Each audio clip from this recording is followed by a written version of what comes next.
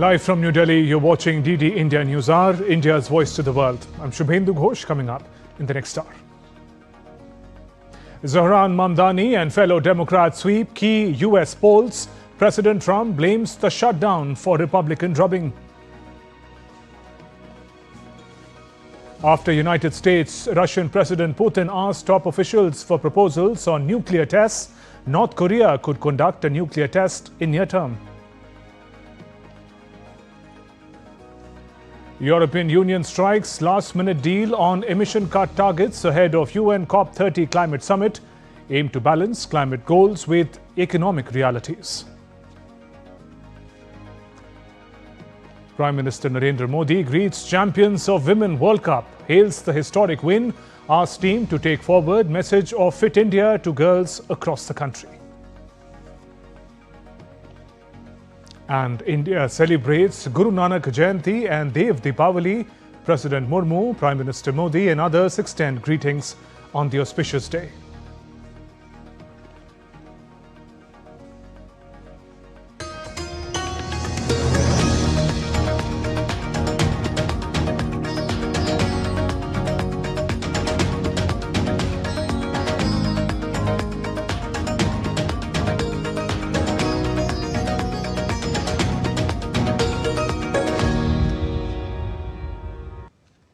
Prime Minister Narendra Modi hosted the champions of Women's World Cup at his residence in New Delhi on Wednesday. He congratulated the team for the victory, praised their remarkable comeback in the tournament after a string of 3 defeats and trolling that they had faced on social media. Captain Harmanpreet Kaur recalled meeting Prime Minister in 2017 without the trophy, and now they have met him with the trophy as world champions. They wish to meet him more often. Vice Captain Smriti Mandhana said Prime Minister motivated them and has been an inspiration for all the players. She also spoke about how girls are doing well in all fields. Harmanpreet asked Prime Minister how he manages to always remain in the present. To that, Prime Minister said being so has been a part of his life and it has become his habit. PM Modi also asked them to take forward the message of Fit India, especially among the girls across the country. He discussed the growing problem of obesity and highlighted the importance of being fit. He asked them to go to the schools, to the respective schools, and motivate young minds there. And DD India correspondent Tapush Paracharya with more on this meeting. Tapush, take us through how special was the meeting between Prime Minister Modi and India's new world champions. Absolutely. It was an amazing scene with Prime Minister and some meeting the world champions. The first time India's women team has scripted history, and then they went and met Prime Minister. It's a I know for a fact that many of the players who went last time around 2017, they were heartbroken. But Prime Minister told them that this is not the end of the road, and they have the power, they have the courage, they have the skill to make it count, and that's what happened. In 2025, they have shown the faith the Prime Minister has put in them. In fact, they spoke about that in this particular meeting also, that how the whole situation was at that time when they came to meet Prime Minister without the trophy, and now they have come here with the trophy, with the tag, with the bragging rights of calling themselves the world champions of the world. So those are a huge moment. It once again shows where the kind of push, the kind of the way Prime Minister himself push up athlete. It inspires them to go out and do the unthinkable. And he also mentioned the fact that there was a time in the World Cup when they lost 3 matches on the trot, and there was a lot of talk going on in the social media. They shut themselves out from the whole noise, and the comeback was absolutely marvelous. The way they defeated Australia in the semi-final, and then won up in the final, defeating South Africa. Remember, they lost to South Africa in a very close encounter in the previous match in the World Cup. So from there, coming back from that to clinching the victory it shows the resilience of this particular Indian team, and that's something that the Prime Minister spoke about. That it inspired. They showed that the resilience that they have in the team, and it kind of inspired not just the women, but but everyone in the country how to not leave, not to bog down and and get up when the chips are down. So those are things that he spoke. Right. He also spoke about how Deepti Sharma, and Harmanpreet Kaur and all the players Right, have Tapas. spoken about how they had a chat with Prime Minister earlier and how that kind of inspired them in this particular edition. Right, Tapas. We also learned Prime Minister appealed to the world champions that they make good use of their new celebrity status to take forward the message of health, of fit India, especially among the girls. In fact, it's very interesting, Shubhendu. I had the good fortune of seeing some of the players interact with Prime Minister over the years. We have seen be it Commonwealth Games, be it Asian Championship before or after, and after Olympics, before Olympics, we've seen how Prime Minister interact with with the contingent where before they are leaving for a big tournament. When they come back, also he interacts with them, and every time he mentioned the fact that it is time for India to rise not just as an economic powerhouse, a military powerhouse, which we are doing very well, but also in terms of sporting as becoming a sporting nation per se. So those are a very important point that he mentioned, and he mentioned the fact that these players need to go and they have become role models figure. They have become people now know them by their face. They go crazy. We saw how some of the players were being feted by India's public. So he mentioned the fact that it is time to take the Fit India concept to each and every nook of the country, especially to the women. We mentioned the fact that women they work a lot hard. They work at home, they work outside offices, but they tend to we know for a fact that our parents, our better halves also, they tend to neglect their health. But they said that Prime Minister said that it is important to take the Fit India notion, concept, vision to all of them to become more fitter, to become, absolutely. Nobody's talking about them to become,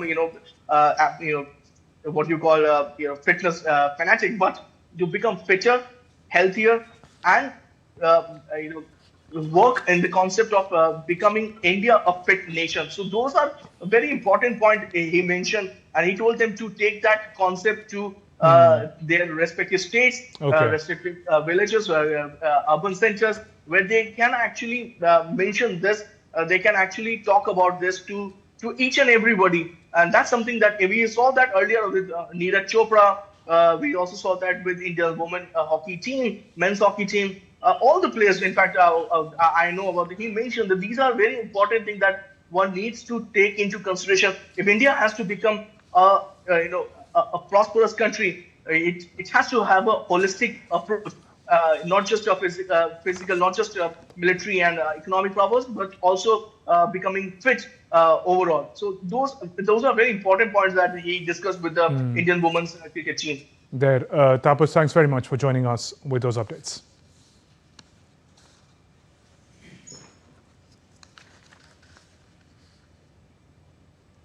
That was Tapas Bhattacharya telling us about that special meeting. On to our next big story, a political earthquake in America as Democrats pull off sweeping victories in the first major elections since Donald Trump's return to the White House. Zohran Mamdani won the mayoral contest in New York, one that garnered global attention. Two states voted to choose women Democratic governors. Abigail Spanberger won Virginia and Mikey Sherrill took New Jersey. But setbacks for Donald Trump and the Republicans did not end there. Here's more. Our hearts is waiting. Wednesday brought in an entirely new political narrative for the Americans. Democratic candidates romping home in style, inflicting serious political damage to the grand old party. Two states voted to choose women Democratic governors. In Virginia, history was made as Abigail Spanberger became the first woman to lead the state. The former CIA officer and moderate Democrat unseated Republican Governor Glenn Youngkin, restoring the governor's mansion to Democratic hands. In New Jersey, Democrat Mikey Sherrill prevailed in a fiercely fought race against Republican Jack Ciattarelli, continuing her party's winning streak in what became the most expensive governor's race in the state's history. But perhaps no election caught the fancy of the US and the world other than the mayor fight for the New York City. 34-year-old Democratic Socialist Zohran Mamdani has been elected mayor of New York City, defeating political heavyweight Andrew Cuomo and defying fierce attacks from the conservatives and even President Donald Trump himself. So, Donald Trump, since I know you're watching, I have 4 words for you. Turn the volume up. We will hold bad landlords to account because the Donald Trumps of our city have grown far too comfortable taking advantage of their tenants. We will put an end to the culture of corruption that has allowed billionaires like Trump to evade taxation and exploit tax breaks. We will stand alongside unions and expand labor protections because we know, just as Donald Trump does, that when working people have ironclad rights, the bosses who seek to extort them become very small indeed. Zohran Mamdani is New York's first Muslim and first South Asian mayor. Born in Uganda, Mamdani moved to New York with his family aged 7. He attended the Bronx High School of Science and later earned a degree in Africana Studies. Mamdani is married to 27-year-old Brooklyn-based Syrian artist Rama Tuwaji. His parents are of Indian origin. His mother, Meera Nair, is a celebrated film director and his father, Professor Mahmood Mamdani, teaches at Columbia University. His campaign centered around New York City's growing affordability crisis. He has promised to freeze rents for tenants, tax the city's wealthiest residents, universal childcare, fast and free bus rides, government subsidized grocery stores. Shortly after Mamdani's victory speech in Brooklyn, the US president left a cryptic post on Truth Social saying, "And so it begins." President Trump refused to shoulder any blame for the losses. In a post, he wrote Trump wasn't on the ballot and shutdown were the 2 reasons that Republicans lost elections tonight. Earlier, Trump endorsed Andrew Cuomo for the election in his hometown, skipping over Republican candidate Curtis Silva. He labeled Mamdani a communist and vowed to cut funding for the city in response to his ascension. In Virginia, India-born Ghazala Hashmi, a Democrat, is also elected lieutenant governor. In another Democrat, Aftab Pureval secured re-election as mayor of Cincinnati. In California, voters approved a ballot measure to allow the state to redraw its voting district maps to make a handful of congressional seats more favorable to Democrats in the 2026 midterms. Another blow to the Trump administration. Bureau Report, DD India. We'll return to that big story, but moving on, the US government shutdown has entered its 36th day, breaking the previous record and leaving some 1.4 million federal workers unpaid. Food banks are strained as the SNAP benefits stall nationwide, though the White House says it is complying with court orders to distribute aid. Meanwhile, President Trump said government shutdown played a major role in election results where Democrats swept a trio of races yesterday. Rabindra Chauhan has more. The U.S. government shutdown hit its 36th day on Wednesday, surpassing the 35-day record set during Donald Trump's first term. The funding lapse, ongoing since September 30, has left 1.4 million federal workers unpaid, disrupted key welfare programs, and raised fears of travel chaos ahead of Thanksgiving. I don't think it was good for Republicans. I don't think it was good. I'm not sure it was good for anybody. But we had an interesting evening, and we learned a lot. If you read the pollsters, the shutdown was a big factor, negative for the Republicans, and that was a big factor. And they say that I wasn't on the ballot was the biggest factor, but I don't know about that, but I was honored that they said that. Yeah, it certainly looks like we're going to have the longest shutdown on record. And, I think it really is indicative of the reality that both sides are more or less comfortable with their policy and political points right now. So from a Republican perspective, they're voting to keep the government open, and so they feel insulated from charges that they're shutting down the government. And for Democrats, they're putting front and center a healthcare issue, which is always the kind of issue that polls well for Democrats. With SNAP benefits stalled nationwide, food banks are struggling to meet soaring demand as supplies dwindle. Before all of this happened, 200 clients per day, that's heads of household. Right now we're getting reports that some days it's 300 to 350. So a significant increase in the number of families. However, White House said that President Donald Trump is fully complying with the court order to fund SNAP food benefits, despite his earlier remarks linking aid distribution to the ongoing shutdown. Look, the president does not want to have to continue to dip into a contingency fund that doesn't even have enough money, by the way, to fund the full program. It takes $9 billion to get the full scale of the benefits out the door. This contingency fund only has about $5 billion in it. So again, Democrats need to reopen the government so we can get these benefits out the door for people who truly need them. Transportation Department has warned of mass flight delays and possible airspace closures if the standoff continues, as more than 60,000 TSA and air traffic control staff work without pay. The impasse centers on healthcare spending. Democrats demand a deal to extend insurance subsidies before restoring funding, while Republicans insist funding must resume first. Despite mounting public pressure, both sides remain firm. Bureau Report, DD India. Still to come on DD India Newshour. Ukraine plans to rename the Kopek coins as Shah, a historical Ukrainian term, as part of broader effort to shed symbols of Russia.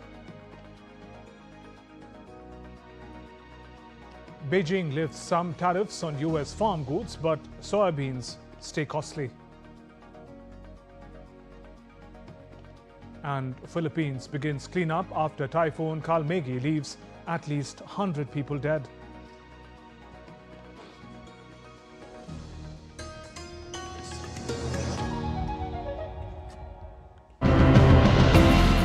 Desh Ki Mitti captures the deep connection that Indians everywhere feel with the country's soil. But today, this land and the communities that directly depend on it both face grave threats. We uncover stories of innovation and resilience that are trying to safeguard this soil for the future generations. When we follow what the scientists recommend, we end up spending less. I now use less fertilizers, but I'm getting better yields. These kinds of structures, they actually help keep the water in the landscape, allowing it to sort of seep into the groundwater and contribute to maintaining groundwater level. 99% of the cases that I've seen, cause for urgency is not satisfied. The project is innovative. They're maintaining our beach like a clean city.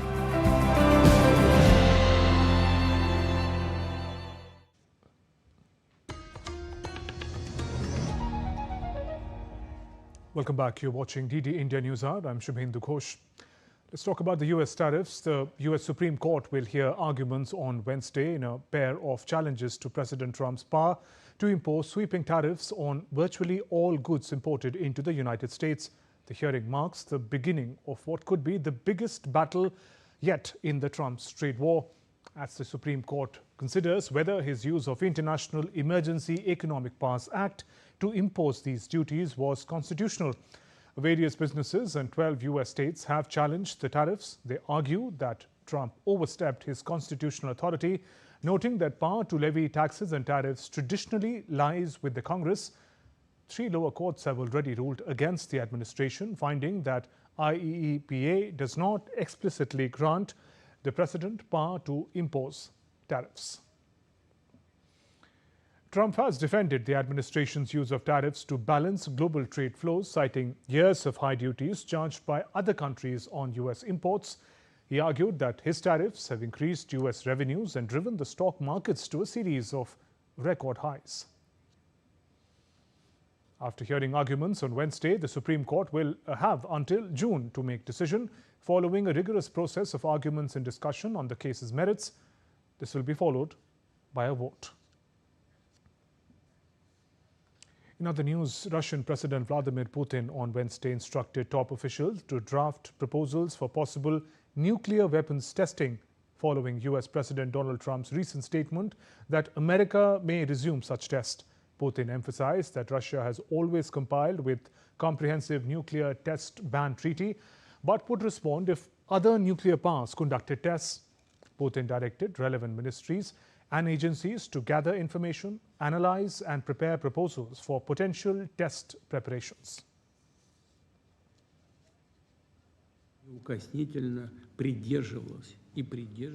I am instructing the Foreign Ministry, the Ministry of Defense, the Special Services and the relevant civilian agencies to do everything necessary to collect additional information on this issue, analyze it within the framework of the Security Council, and make a great proposal on the possible start of the work on preparations for the nuclear weapons testing. After days of tough negotiations, European Union has reached a major climate milestone. The bloc's environment ministers have agreed to cut greenhouse gas emissions by 90% by 2040, a key step before the United Nations COP30 summit in Brazil. The deal, described as both ambitious and flexible, aims to balance climate goals with economic realities. DD India's Soumya Raj Trivedi brings us more. I would like to thank you all. After intense discussions and a series of negotiations, the European Union's climate ministers on Wednesday reached a landmark agreement on new emission reduction targets. Ahead of the UN's COP30 summit in Brazil, the ministers approved a plan to cut emissions by 90% by 2040 compared to 1990 levels. Speaking about the deal, European Commissioner for Climate, Net Zero and Clean Growth, Wopke Hoekstra, said the agreement strikes a balance between ambition and pragmatism, delivering both speed and flexibility. It is a deal, it is an agreement that is pragmatic, that is ambitious, that delivers speed, and it delivers flexibility.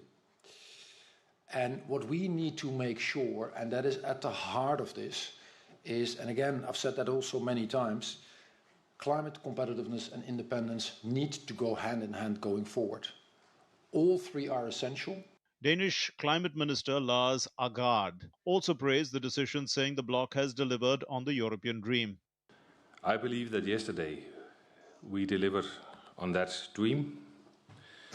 We agreed on the 2040 target, on all the content of the climate law.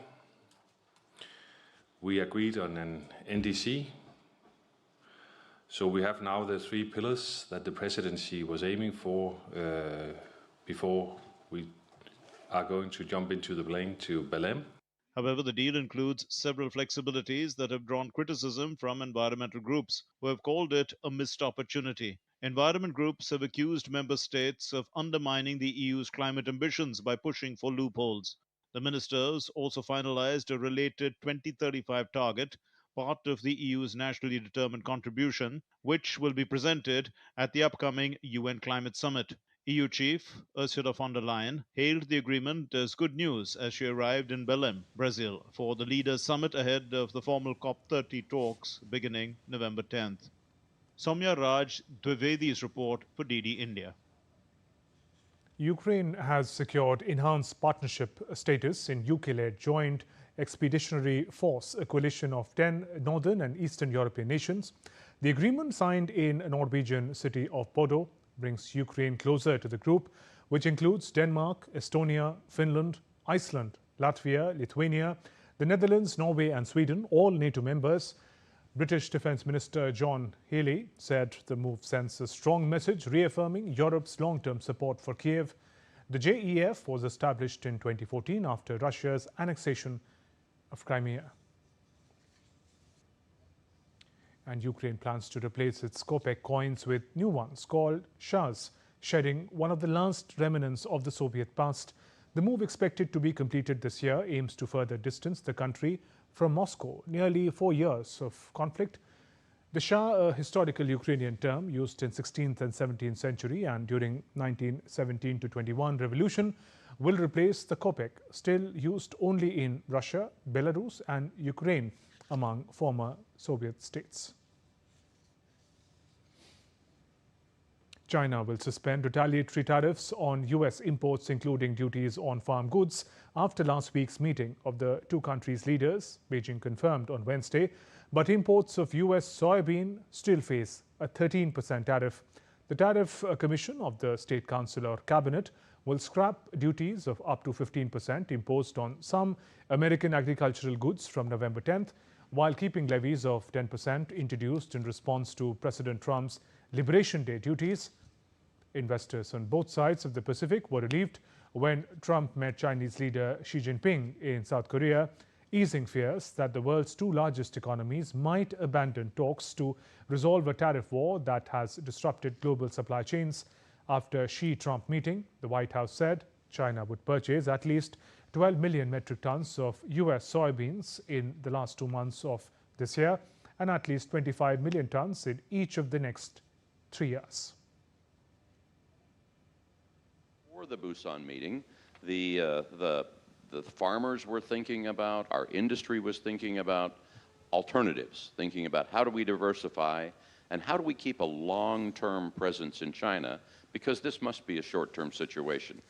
I think post-Busan, the word is more optimism and thinking about, okay, how will this actually get implemented, but how do we get things back into a normal situation? And so I think the thought is post-Busan is we're now hopefully coming back into a normal situation. Shifting focus to some other stories, the death toll from Typhoon Kalmegi in central Philippines climbed past 100 on Wednesday as devastating impact on the Cebu province became clearer after worse flooding in recent memory. Floodwaters described as unprecedented had rushed through the province's towns and cities a day earlier, sweeping away cars, riverside shanties and even massive shipping containers. According to the local spokesperson of the administration, 35 bodies had been recovered from flooded areas of Leolan, a town that is part of the provincial capital, Cebu City's metro area. The grim news brought the toll for the city to 76. The neighboring Negros Island, at least 12 people were dead. 12 more were missing after Kalmegi driving rain loosened volcanic mud flow, which then buried homes in Canlaon City. The devastation from Kalmegi, locally named Tino, comes just over a month after a magnitude 6.9 earthquake struck northern Cebu, killing dozens and displacing thousands of people. South Korea's Defense Intelligence Agency has warned that North Korea could conduct a nuclear test at its facility in the near future if leader Kim Jong-un chooses to proceed. The Yonhap news agency reports signs of imminent activity, raising regional security concern. Additionally, North Korea is reportedly preparing to launch more spy satellites with Russian technical assistance, aimed to enhance its surveillance capabilities with higher resolution imaging. These developments come amid growing international scrutiny over Pyongyang's military ambitions. The November supermoon, also known as the Beaver Moon, illuminated the sky with incredible brightness and size on the night of Wednesday, second of the 3 supermoons expected in 2025 and the closest full moon to Earth this year. The supermoon was approximately 14% larger, 30% brighter than a normal full moon, making it the largest and brightest lunar event of the year. The November supermoon will be at its closest approach to Earth at a distance of approximately 3.57 lakh kilometers, approximately 17,000 miles closer than a normal full moon. The proximity causes the moon to appear larger, brighter than usual, giving it the name supermoon.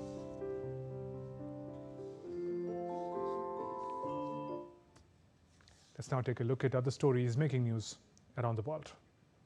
18 people have been arrested on Wednesday following a German-led internationally coordinated investigation of online fraud and money laundering networks that used payment service providers. Britain Prince William greeted the finalists of his environmental award in Rio de Janeiro on Wednesday ahead of the award ceremony. Prince of Wales flew to Rio de Janeiro on Monday, hoping to refocus attention away from the scandal of his uncle Andrew and back on the royals' causes. After Munich's annual river and canal cleanup, the city has lost one of its famous spots. The Esbach Wave, a popular surfing spot in English Garden, has not formed again after water from its feeder, the Esar River, was released following the cleanup in late October. Still to come on DD India Newshour. As Democrats sweep key U.S. polls, we analyze the larger implications for American politics. India's Commerce Minister Piyush Goyal and New Zealand Prime Minister Luxon attend Indian diaspora and community leaders event in Auckland.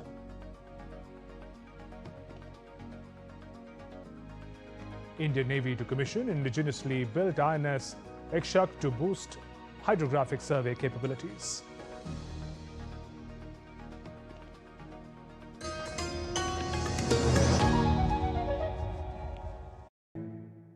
Tell us whether the British were really interested in religion, or was this all about politics?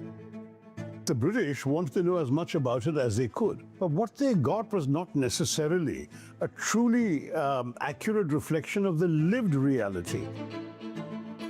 It doesn't matter what your religion is as long as the man is good. I cannot not ask you about the Kerala story, that contentious, controversial movie. It really was not just propaganda, it was just blatantly false.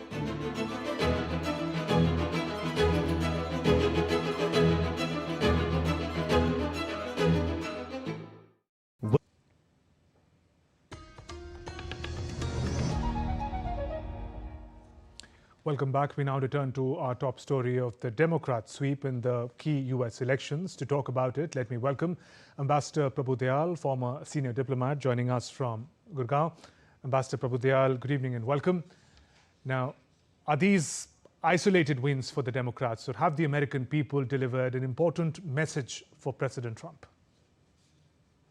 Well, first of all, thanks for having me on your show. These are very important results. And certainly, a message has been sent across to the US government led by the Republican President, Donald Trump. There is growing concern in the United States about certain issues such as inflation, the rising cost of living, and the problems which the common person is facing. So it is not a small matter that the Democratic Party has won significantly in very key states, such as New Jersey and Virginia, as also the fact that a Democratic candidate has won the prestigious election of the New York mayor. There are also some gains which have been notched up in other states, like, for instance, California, where the Democratic government wanted a redrawing of the political map, the constituencies, which the Republicans were opposing. So these are not small matters, these are significant, there is a message. But most importantly, there is a lot of significance being attached to the election of Zohran Mamdani as the New York City's mayor. At 34, he is the city's youngest mayor in over a century, and its first Muslim and Indian American mayor, which represents a new diverse face for the Democratic Party. Now, our discussion on this subject is significant because the position of the mayor of New York City is considered extremely important. New York City is a global hub with immense importance in finance, culture, media, and international diplomacy. It is the most populous city in the United States and a key player on the world stage. It is often referred to as the financial capital of the world. It is also the headquarters of the United Nations. And previous mayors of New York have included very powerful names such as Michael Bloomberg and Rudy Giuliani. And Ambassador Dayal, if I may just mention that it's also home to one of the largest immigration population in the United States. Yes, indeed. And for this reason, for many in India and the Indian diaspora in the United States, the election of a person of Indian origin to lead America's largest and one of its most influential cities is a source of pride and a sign of the community's success and integration into American life. However, Mamdani has been a critic of India's current BJP-led government, led by Prime Minister Shri Narendra Modi. And this stance has drawn significant and strong reactions, as also anger from some Hindu-American groups, highlighting existing political and sectarian divides within the Indian-American community itself. So his victory brings additional complexities to the perception of the Indian-American political identity, which is not monolithic, but diverse in its political desires and views on both US and Indian affairs. And given the sort of adversarial stance that Zohran Mamdani and President Donald Trump have vis-a-vis issues of economic reforms or the issue of immigrant and their welfares, how difficult is the road ahead for the new mayor of New York going to be, particularly given that President Trump had threatened to cut federal funding for the city? Well, President Trump has said he will go ahead and cut this federal funding. So this will make things a little complicated. But nonetheless, Mamdani must have figured it out how he's going to raise the finances. And he has pointed out that as mayor of New York City, his primary focus will be on the local urban issues such as affordable housing, public transit, and city taxes, and not international foreign policy. So in that sense, we don't really have to be so directly concerned. The main effect for India will largely be symbolic, affirming the rise of the diaspora, but also highlighting ideological differences. And he will not be able to have any direct role in regard to diplomatic issues. So his election will not impact India any direct or significant manner. Sure. And if you talk about President Trump, he has refused to take any responsibility for the setback for the Republicans. In fact, he's blamed on the shutdown. It's one of the longest in US history already. But he's also responsible for that shutdown to have continued. Yes, you're right. In fact, the shutdown, I understand, is causing a lot of unhappiness in the United States. And perhaps that is one reason why the Democrats have won in so many different states in so many different elections. New York, in particular, seems to be getting impacted by the shutdown because of the size and the importance of the city. So there is no doubt that the Republican Party will lay some responsibility on the shoulders of President Trump. But as things stand at the moment, the party divides are getting more highlighted between the Republicans on one side and the Democrats on the other. Right. And what do these wins mean for the Democratic Party? They did not really come across as a cohesive force in the run-up to the elections, but what can they take from these big wins? Well, the Democratic Party has good reason to be happy because after the election of President Trump, they were quite shattered and, in fact, down in the dumps because they were viewing their political prospects as not too good at that moment. But these recent election victories in so many different states, and in particular the New York City's mayoral election, certainly has cheered up the Democrats, and they are looking forward to their prospects, particularly as regards the presidential election, which will be coming up in a few years.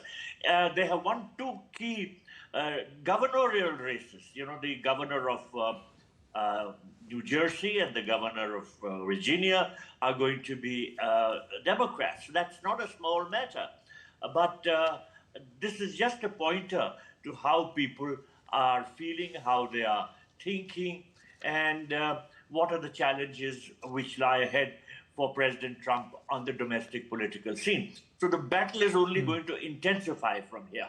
And talking about the battle intensifying, are these elections also a sort of warning sign for President Trump and the Republican Party ahead for 2026 midterm elections? Yes, I entirely agree with you, because these are seen as warning signs, particularly because they show how the popular vote is tending to go. You know, the direction of the political thinking becomes evident from these election results. And surely the Republican Party requires to put its head together and see where things have gone wrong and what could have been done better. So as I see it, the political battle between the Democrats on one side and the Republicans on the other is going to only intensify. And in the elections that would be coming up in various states and various other constituencies, this tension and this battle for supremacy will become more and more evident, leading, of course, up to the next presidential election. On that note, Ambassador Prabhu Dayal, thank you very much for joining us on the News Hour and sharing your perspective. Moving on, India and New Zealand are aiming to turn dialogue into tangible trade outcomes. Commerce and Industry Minister Piyush Goyal's visit to Auckland had him discussing key points in the free trade deal. DD India correspondent Soumya Sharma takes us through the talks and speaks with New Zealand Prime Minister Christopher Luxon on trade agreement outcomes. From New Delhi to Auckland, economic diplomacy is taking center stage. Today, at the Auckland Business Chamber, Minister of Commerce and Industries in India, Mr. Piyush Goyal, joins in a dialogue for the fourth round of negotiations for the free trade agreement between the two countries. Let's take a look. The first round of summit had Mr. Goyal join New Zealand's Trade Minister in a dialogue discussing prospects of the agreement. But what I do want to ask you is, we're so small, is there nevertheless, putting the trade aspect to one side, is there a strategic, is there a geopolitical aspect to this trade deal for you as Indians? The important thing is intent. The important thing is whether the small population of New Zealand can benefit from the large market in India. And one of the important elements of a free trade agreement is a signal to the world that the friendship between two nations is strong. There's a strong element of trust. There will be certainty and predictability in policy. The second half had the New Zealand Prime Minister Christopher Luxon join Mr. Goyal and Mr. Todd at the Mahatma Gandhi Centre addressing the Indian diaspora. Namaskar, Sat Sri Akal, Assalamu Alaikum, Kia ora, Ola Vanaka. It is good to see you all here this evening. Can I say thank you for coming out? We really appreciate it. Can I just acknowledge first and foremost my good friend Minister Goyal, and I can tell you when Todd and I go around the world and we get to meet lots of different leaders, we have a lot of fun with Minister Goyal. He's the one we look for because he brings the energy. He takes his job seriously. He's a really tough negotiator. Everyone in the world wants to deal with him, from the Americans to the Europeans to everybody. So when he said he's coming to New Zealand and he got off the plane at 1 o'clock this afternoon, I said to my team, I want to be there. I want to come and see him because he's my friend. The friendly relations and mutual admiration was palpable as the leaders exchanged warm embraces on multiple occasions. Welcome to DD India, sir. Can you tell us how do you see India as a strategic partner in strengthening New Zealand's economic resilience? Well, India is one of the most consequential countries on the planet, and it's becoming the third biggest economy in the world. It has a huge defence responsibility as well to make sure there's peace and stability in the Indo-Pacific region. It connects many different parts of the world, the global south, the west, east. It does everything. And so for us, it's a huge opportunity to work together. Equally, we think New Zealand has lots to bring to the party to add value to India, and we think India has a lot to bring to the party to add value to New Zealand. And really our goal is to make sure that we lift incomes and create jobs and opportunities for the people both in India and New Zealand by working together in a better way. Right. And beyond trade, what areas do you see New Zealand and India collaborating on? Major focus on defence and security, because we don't have prosperity without having security in the region. And the second area is really around our people-to-people links. And what we find is that New Zealanders love Indians, and the Indians seem to love the Kiwis. And as a result, we get to know each other, we get to understand each other, and from there, the conversations happen around trade and investment and flows of capital and information as we get to know and understand each other. So we want to keep encouraging that too. With a renewed momentum towards a comprehensive trade agreement, today's engagement only reaffirms India's position as a key player in the Indo-Pacific region. This is Soumya Sharma from Auckland for DD India. India's maritime capabilities are set to get a powerful upgrade. The Navy is all geared to induct new state-of-the-art hydrographic survey vessel, one that will strengthen navigational safety and support missions across our seas. Let's take a look at the arrival of Ishak, the latest addition to Navy's survey fleet. The Indian Navy is set to significantly boost its hydrographic survey strength with the commissioning of Ishak, the third vessel of the survey vessel class and the first to be based at Southern Naval Command. Chief of Naval Staff, Admiral Dinesh K. Tripathi, will formally induct the ship into service at Kochi Naval Base on November 6, 2025.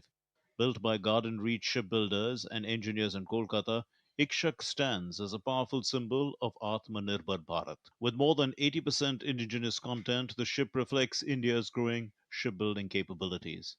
Named after the Sanskrit word of guide, Ishak is designed to map both coastal and deep sea waters with high precision. The survey conducted by the vessel will help ensure safer navigation through ports, harbors, and key maritime routes. Packed with cutting-edge hydrographic and oceanographic technology, Ishak is equipped with a high-resolution multi-beam echo sounder, autonomous and remotely operated underwater vehicles, and 4 survey motorboats. A helicopter deck further expands its operational flexibility. The commissioning of Ishak marks a major stride in the Navy's mission to strengthen its survey and charting infrastructure. Ready to chart the unknown, this indigenously built vessel will play a frontline role in safeguarding India's maritime frontiers. Bureau Report, DD India.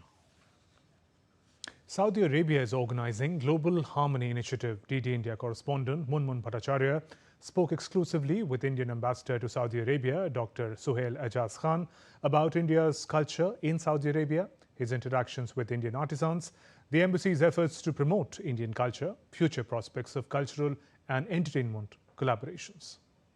We are in Riyadh in Saudi Arabia, where the Global Harmony Initiative is underway. This is like a celebration of cultures of various expatriate communities living here in Saudi Arabia, and Indian culture has been given a prominent place. Joining us now is Indian Ambassador to Saudi Arabia, Dr. Suhail Ejaz Khan. Such a pleasure to have you, sir, here at the heart of what looks like a cultural festival.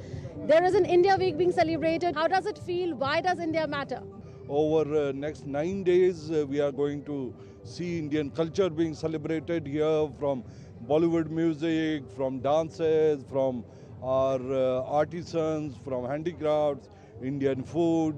So it's a beautiful celebration of Indian culture, and I'm so happy that all our Saudi friends are enjoying, and they are connecting with the Indian culture and appreciating the Indian culture here. How was your interaction with the artisans? I saw a glimpse of a bangle being gifted to you.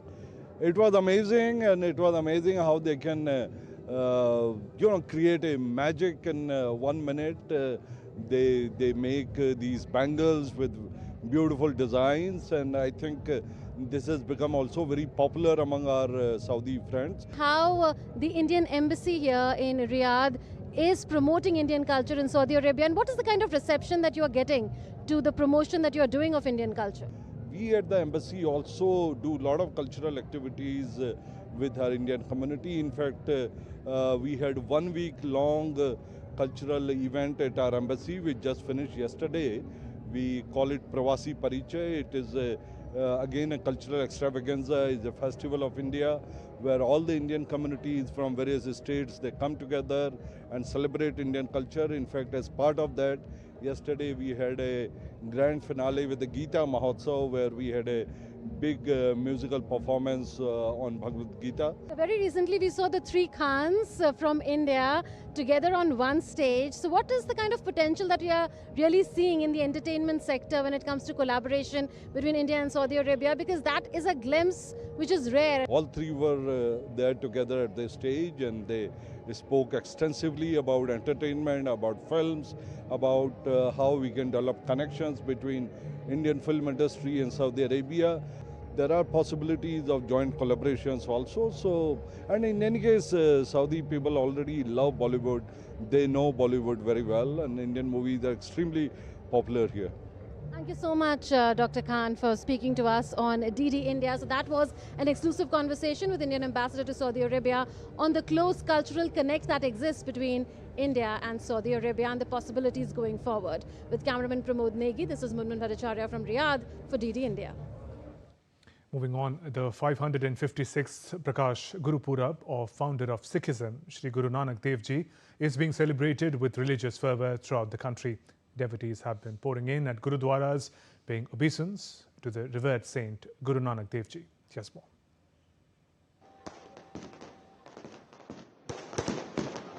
Across various cities in India, Gurudwaras echoed with prayers and sermons as devotees gathered to honour Guru Nanak Dev's teachings of peace and unity. The sacred Jal Sahib illumination lit up Sri Darbar Sahib in Amritsar, while Gurudwara Bangla Sahib in Delhi shone brightly as thousands of devotees performed seva and paid their respects. In the city of Amritsar, the Golden Temple was magnificently decorated for the occasion. Thousands of pilgrims visited the holy site, taking ritual baths and offering prayers. As night fell, fireworks lit up the sky, adding grandeur and devotion to the Guru Nanak Jayanti 2025 celebrations. The celebrations transcended borders. In Lalitpur, Nepal, a beautifully adorned Gurdwara welcomed thousands of Sikhs and non-Sikhs alike. The spirit of community thrived as langar or free meals were served to all.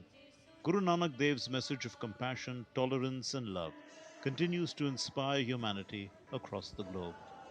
Shobit Chandola's report, DD India. And festivities continue on the occasion of Dev Deepawali. The holy city of Varanasi lit up in divine splendour on Kartik Purnima as millions of lamps illuminated the ghats of Ganga. Devotees, tourists, dignitaries joined in prayers, grand Ganga Aarti, cultural programs, 3D shows and riverfront celebrations. The festival not only showcased the city's spiritual and cultural heritage, also paid tributes to India's martyrs, making Dev Deepawali a unique celebration of devotion, tradition and national pride. On the occasion of Kartik Purnima, India celebrated Deep Deepawali in Varanasi, the town situated on the banks of River Ganga in the North Indian state of Uttar Pradesh. The festival dedicated to Hindu gods on the full moon night of the Hindu calendar month of Kartik. As per tradition, it was believed that deities descended to the ghats of Kashi or ancient Varanasi to take holy dips in the Ganges, making it one of the most significant events of the year. Celebrated 15 days after Diwali, the festival turned the riverfront into a sea of lamps as lakhs of diyas were lit across more than 100 ghats, temples and boats, creating a grand spectacle. The evening was marked by Ganga Aarti, processions and cultural performances, drawing a massive gathering of devotees, artists and tourists. UP Chief Minister Yogi Adityanath lit the first lamp at Namo Ghat. He was joined by Tourism Minister Jaiveer Singh and other dignitaries. At the Shashwamedh and the Shitla Ghats of Kashi, a grand Ganga Aarti was performed with towering lamps, camphor flames and floral offerings. During the grand Aarti, 21 priests and 42 Dev Kanyas performed rituals amid 21 quintals of flowers and 51,000 lamps. Special prayers were held at Kashi Vishwanath Dham. Varanasi was declared a no-fly zone, drones were banned, and tight security was deployed by land, water and air to ensure safety for devotees and VVIPs. Yet the festival was not only about celebration. At the Dashashwamedh Ghat, a replica of Amar Jawan Jyoti was also installed to honor the nation's martyrs and soldiers of the Army, Air Force, Navy, CRPF and NCC units that participated in a ceremonial salute. It was also a solemn tribute to India's martyrs. The festival was dedicated to Operation Sindoor. Nitesh Kumar's report for DD India. In Nepal, the historic 10 days long cultural festival, Kartik Naach, ends on Wednesday at Patan Darbar Square on the occasion of Kartik Full Moon Day. The festival drew large crowds of devotees, locals, tourists to witness a performance that has been staged annually for over 3 centuries. In the open-air stage, the evening performance combines traditional dance, drama and music. Kartik Naach is performed by local artists who have inherited the art through generations.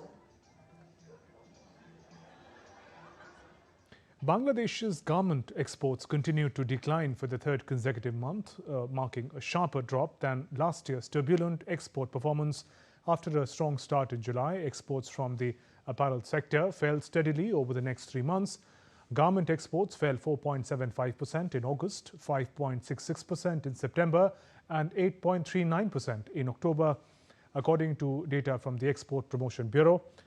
The overall export earnings also fell for 3 straight months, down 2.93% in August, 4.61% in September and 7.43% in October. We're heading for a short break, but before that, let's get in some sports updates. So wicketkeeper batter Rishabh Pant has returned to India's squad for the 2-test series against South Africa. Pant missed the series against West Indies last month after fracturing his foot during a test match against England in September. With Dhruv Jurel stepping into to keep wickets, he proved his match fitness last week in a game between India A and South Africa A by scoring 90 runs. Fast bowler Akashdeep also returns to the squad after missing the West Indies series. Skipper Shubman Gill and pace spearhead Jasprit Bumrah will join the team after the ongoing 2020 series in Australia. The first test begins on 14 November in Kolkata. That's all for this edition of DD India News Hour. Let us know your thoughts on the news of the day. For those on the go, you can get all the latest news and updates from India and across the world on DD India mobile app. The app is available on both Android and iOS. Scan this QR code on your screen and download now. We'll be back with more news as it breaks here on DD India. I'm Shubhendu Ghosh from all of us here in Delhi. Thanks for watching DD India News Hour. Namaskar.